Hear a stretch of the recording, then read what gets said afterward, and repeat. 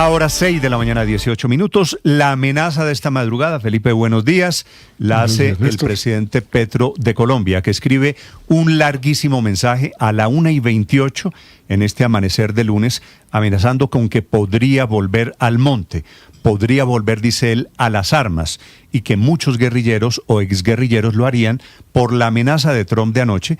Dice el presidente Petro que necesita traducirlo bien, que no cree en la traducción de los medios de comunicación, pero que si es así, el presidente Petro, víctima de un eventual operativo militar tipo Maduro en Colombia, está dispuesto a volver a las armas. Estamos jugando, Felipe, ya con un terreno peligrosísimo, con el presidente Trump amenazando, y amenaza en respuesta el presidente Petro desde Bogotá. Sí, pues Néstor, lo primero que habría que decir es que la traducción de los medios de comunicación está bien hecha. Lo segundo es que eso sería un disparate.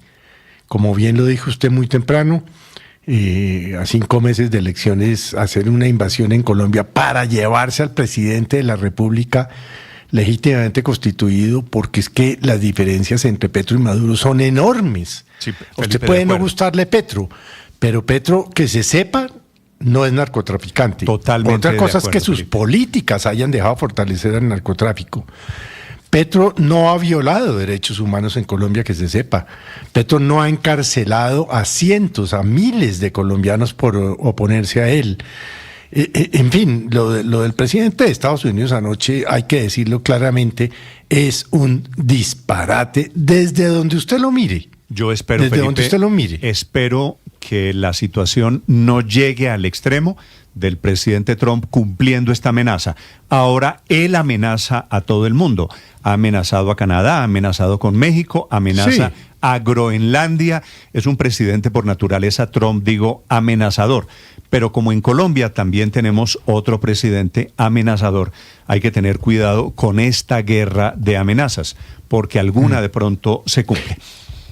No, a mí me parece que lo del presidente Trump ayer no, pues eso sí, hay que decirlo, es un disparate. No, es decir, comparar a Petro con Maduro no tiene ningún sentido. Usted puede ser opositor a Petro, parecerle que las políticas están equivocadas, lo que usted quiera. Pero pues es disparate, es que no encuentro otra palabra para calificar Felipe, eso. No solo un disparate, sino que sería peligrosísimo. El presidente Petro se va solito, y hay que dejar que se vaya dentro de 6 meses, claro, que se le acaba el gobierno. Claro, pero usted tenemos se imagina, adicionalmente año electoral. ¿Usted se imagina, claro, Felipe, un operativo, volver al presidente Petro en este momento no, pues víctima eso de Trump? Sí sería, por supuesto, un desastre. Digo yo, ojalá, estoy pensando, Felipe, en voz alta, ojalá la bravuconada del señor Trump desde Washington se quede en el papel. Vamos a contarles lo que dijo, lo dijo anoche regresando tarde a Washington. Después de Maduro, el blanco parece ser el presidente Gustavo Petro. Para Maduro, por otra parte, la situación a partir de hoy es en serio y se lo esperan muchísimos años de cárcel, ahora judicializado, como va a quedar desde esta mañana en una corte de Nueva York. En Washington a esta hora, Juan Camilo Merlano. Néstor, buenos días. Y la extracción de Nicolás Maduro parece ser el primer paso para reformar el hemisferio occidental y hacerlo un vecindario a la imagen y semejanza de los Estados Unidos.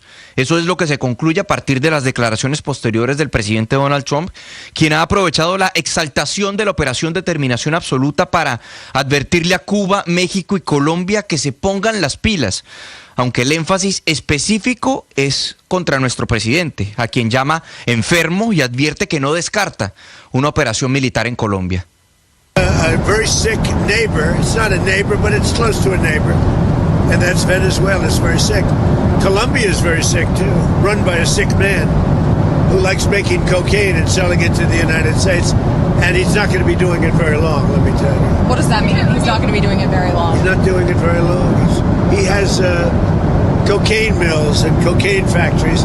He's not going to be doing it very long. So there will be an operation by the U.S. and It sounds good to me. Allí arrancaba el presidente Trump diciendo que el vecindario está enfermo por Venezuela, pero añadía, Colombia está muy enferma, está gobernada por un hombre enfermo que le gusta producir cocaína y venderla a Estados Unidos. Él no va a estar haciendo eso por mucho más tiempo, déjenme decirles. Le insistían, ¿eso qué significa? Y él respondía, no lo va a estar haciendo. Él tiene fábricas de cocaína, fabrican cocaína, le preguntaban entonces, ¿va a haber una operación de Estados Unidos en Colombia? Y Trump respondía, suena bien para mí. Era la advertencia del presidente de Estados Unidos, quien también se refirió a Venezuela, dijo que estaban trabajando con Delcy Rodríguez, pero que si no coopera con Estados Unidos correrá una suerte incluso peor que la de Nicolás Maduro, y que lo que quieren, lo que buscan es acceso total al petróleo venezolano y otros sectores de su economía. Le preguntaron entonces si con esta noción de que Estados Unidos va a manejar Venezuela, está metido el país en el negocio de construir naciones. Esto respondía. Is the U.S. nation building now? Is that... This isn't a country that's on the other side of the world. This isn't a country like we have to travel 24 hours in an airplane. This is Venezuela. It's in our area, the Don Road Doctrine. So is that what you would say, that we're in the business of nation building now? We're in the business of having countries around us that are viable and successful. Allí decía el presidente Trump, este no es un país que esté al otro lado del mundo, en el que uno se tenga que montar en un avión y volar por 24 horas. Esto es Venezuela, nuestra región, nuestra área. La doctrina Monroe. Le decían entonces, estamos en el negocio de construir naciones, y él decía, estamos en el negocio de tener un vecindario donde los países alrededor de Estados Unidos presenten beneficios o prosperen. Y hacía referencia Trump a la doctrina Monroe, con ese juego de palabras de Monroe Doctrine. Recordemos, el gobierno Trump ha reivindicado a través de su estrategia de seguridad nacional y ha descrito un corolario de Trump para implementar esa doctrina. Esto que estamos viendo es la versión trumpista de América para los americanos. Y la apuesta fue arriesgada, pero el objetivo se cumplió: extraer a Nicolás Maduro. El presidente Trump, recordando esta operación, dio la orden a las 10:46 de la noche del día viernes. El objetivo era capturar tanto a Nicolás Maduro como a Cilia Flores. Para eso, utilizaron a 150 aeronaves, entre las que había drones, aviones caza, aviones de inteligencia, entre otros, que despegaron de 20 bases militares distintas y de buques. Todo ese despliegue era con el objetivo de proteger a la Fuerza Delta, que ingresó a Caracas volando bajo en helicópteros conocidos como los Chinook, mientras que aviones F-35 y F-22 bombardeaban los sistemas de defensa antiaérea en Caracas e instalaciones en otros puntos de Venezuela. Los bombardeos fueron en la base aérea de La Carlota, el puerto de La Guaira, la base aérea Libertador en el estado de Aragua, el aeropuerto de Higuerote y el complejo militar de Fuerte Tiuna, donde estaba Nicolás Maduro. Los habitantes de Caracas se levantaban en la mitad de la noche sorprendidos por el sonido de las explosiones, porque además de los bombardeos se reportaron una serie de explosiones también en terreno. Así se escuchaban las grabaciones.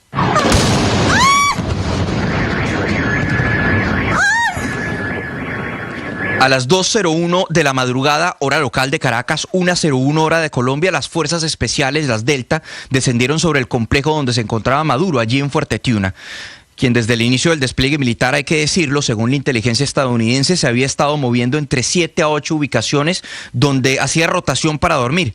En esta ocasión, Estados Unidos sabía perfectamente dónde se encontraba. Esto gracias a un equipo de la CIA, una serie de agentes que fueron desplegados a territorio venezolano desde el mes de agosto. Se metieron allí, lograron penetrar el círculo más íntimo de Nicolás Maduro, incluso teniendo una fuente adentro del régimen venezolano que conocía en detalle todos los movimientos del dictador. Cabe destacar que esos agentes de la CIA muy seguramente siguen y seguirán en territorio venezolano. La Fuerza Delta entonces ingresó a Fuerte Tiuna, llevaba además de las armas unos sopletes por si tenían que penetrar puertas de acero, previendo que Nicolás Maduro alcanzara a entrar al búnker. Pero no fue así. Ni Maduro ni Cilia Flores, que estaban durmiendo en el momento que los comandos ingresaron al complejo, alcanzaron a llegar al búnker. Corrieron, llegaron a la puerta, pero no alcanzaron a cerrarla. Ya estaban en poder de las fuerzas estadounidenses. 5 minutos 5 minutos se demoraron las fuerzas estadounidenses, desde el momento en el que descendieron el complejo hasta el momento en el que lograron capturar a Maduro y a Cilia Flores, en parte porque ya habían ensayado. De hecho, ha trascendido que construyeron una especie de complejo, una réplica en el estado de Kentucky, de donde se encontraba Maduro, y habían ensayado múltiples veces esta operación. Luego los llevaron rápidamente a los helicópteros y a las 4:29 de la mañana, hora de Caracas, 3:29 de la mañana, hora de Colombia, ya estaban siendo transferidos al buque anfibio, el USS Iwo Jima, estacionado a unos 160 kilómetros de la costa venezolana. Allí, la primera imagen, la fotografía que se le tomó al dictador venezolano, que fue la primera que se conoció de su captura, con sudadera, que es la que ven nuestros usuarios en YouTube a esta hora, sudadera y pantalón beige, marca Nike, una botella de agua en mano, esposado con los ojos tapados. Y de ahí, hay que decirlo, Maduro y Flores fueron trasladados a la base militar de Guantánamo, en Cuba, donde abordaron un avión Boeing 757 que los llevó hacia el aeropuerto internacional Stewart en Nueva York.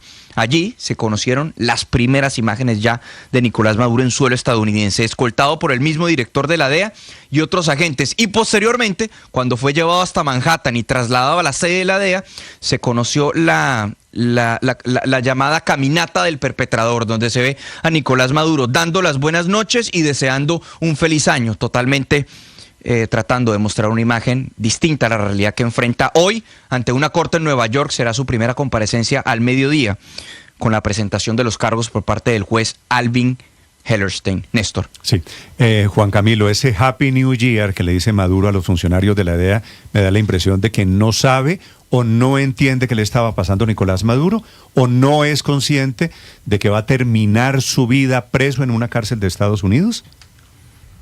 Está en estado de shock, Néstor. No ha sido consciente que el poder que tenía en Venezuela lo perdió y que en efecto va a pasar el resto de su vida tras las rejas. La condena mínima, la pena mínima por los cargos que enfrenta son de 20 años de cárcel, la máxima es de cadena perpetua. Maduro pasó del palacio a una cárcel estadounidense y ahí se va a quedar.